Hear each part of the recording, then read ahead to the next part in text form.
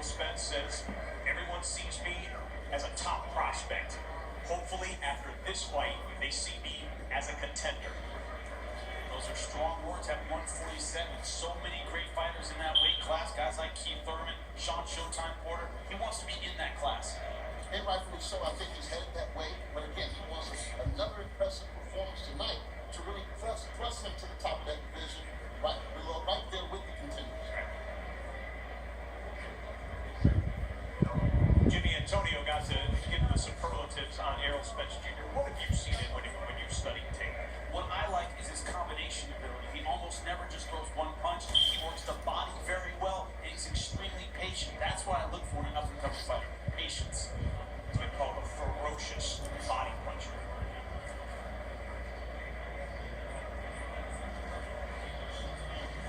Seeing some of that patience early, kind of reading Ben Heerden. Ben Heerden, a very awkward kind of style. It's hard to get his timing. Two southpaws, Antonio.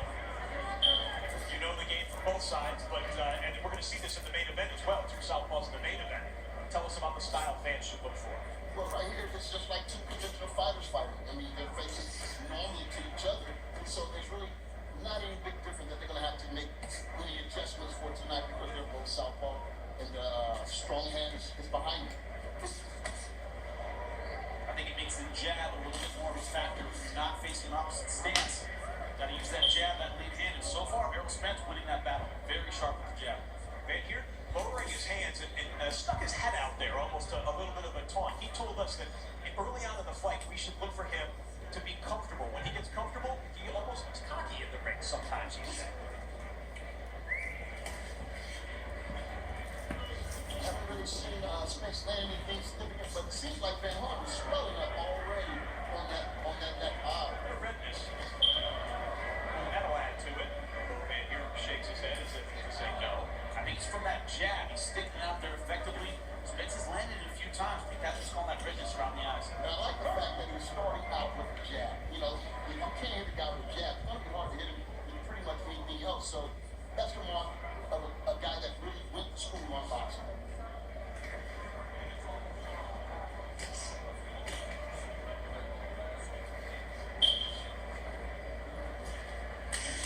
Final 10 seconds of the warm-up round here.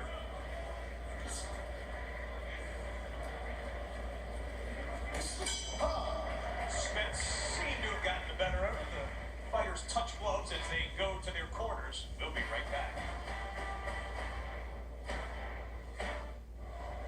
Back live in Toronto, where you look at Errol Spence Jr., one of the most hyped young fighters in the sport, and a fantastic amateur career. He was a U.S. youth champion, a Golden Gloves champion, a U.S. national champion, represented the U.S.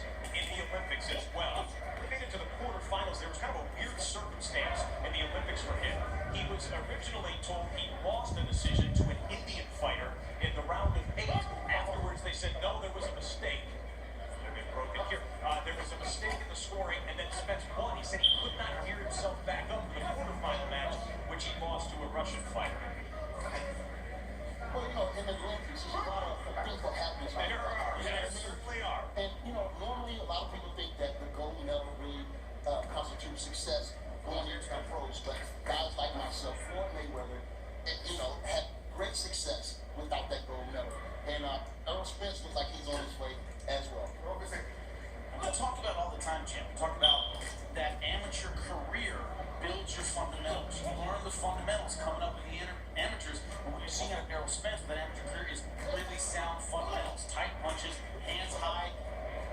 And you see fundamentally a little more sound right now than Ben Heerden. Many more gaps in Ben Heerden's game. And a nice solid left. And I mentioned that eye in the first round, and look at it. I don't know if it's going to stay open for another round or two.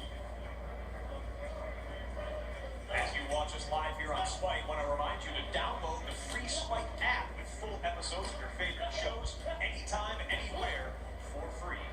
And Heerden hasn't found a way to deal with those straight punches right through the guard. He's not moving his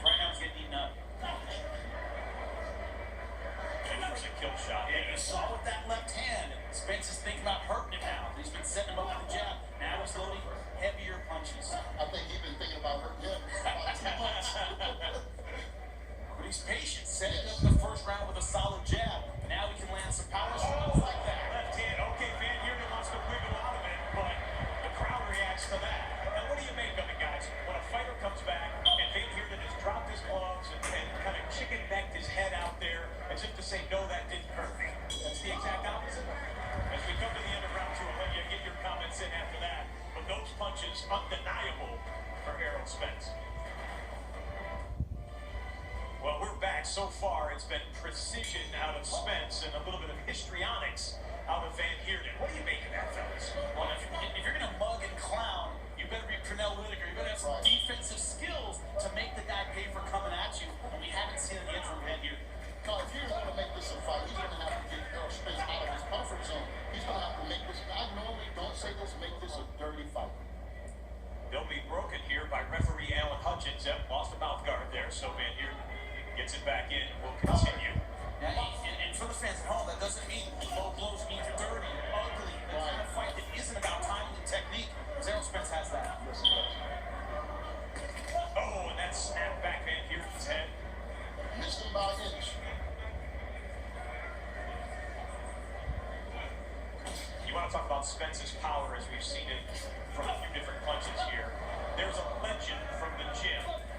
When he was the sparring partner for Adrian Broner, 30-2, former multiple world champ, the legend has it, Spence knocked out Broner in a sparring session. Spence has been asked about it before, and he won't deny it. He just says that's what they say. You can neither confirm nor deny anything that happens in sparring. That's a rule in the gym. Everybody knows that. That means it happened. Yeah, that means it happened. CompuBox says, as your own eyes tell you, that accuracy and volume heavily in favor of Spence. Poor form and brag about that. It's a good sparring partner. Step back, step back, step back. Let it go, Chris. Let it go. That smile, he's feeling it right now. He really knows that those shots are effective, very effective, and the body shots breaking his tree down. Well, we met with him yesterday. There was confidence, there was some maturity for even a young man at the age of 25, but there was not any flamboyance or in my mind, overconfidence. He knows where he is in his career. He knows what he has to do. I think he knows he's still developing, despite part of his development. Now, he's got Van Heerden up against the ropes. But he's all these no games, all business, aggressive. I mean, man, I'm trying to find a loophole in this game, and I just don't see it right now.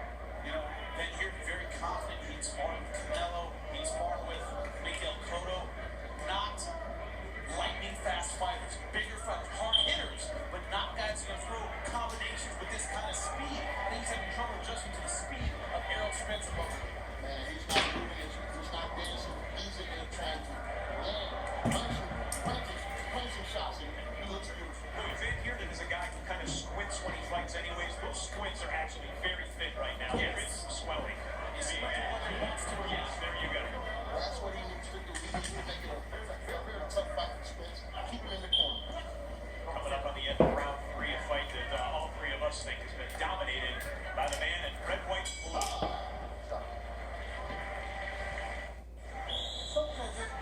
We're back. As you look at the graphic in the lower left of the screen right there, the U.S. team from the London Games really showing out in their professional career so far, combined with 120-1, with Errol Spence Jr., the most successful so far, with 17 wins against no losses. By the way, the one loss was Rashid Warren.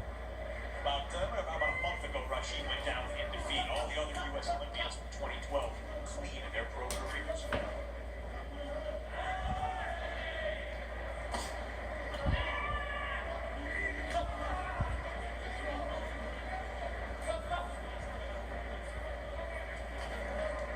Very pleased to be judged by our unofficial scorekeeper this evening, Toronto's very own Corey Erdman, calling it a clean sweep. No surprise.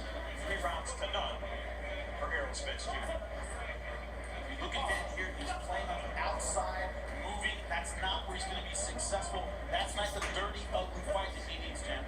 No, that's in Errol Spence. I mean, that distance range, that's where he loves it at. He's got a crowd right here in the corner. He doesn't do that. He backs off, ends up in the center. You're not going to beat Errol Spence Jr. in the middle of the round. I see a lot of impressive things from Errol Spence, but the thing that I'm most impressed with is that right hook. And it comes from a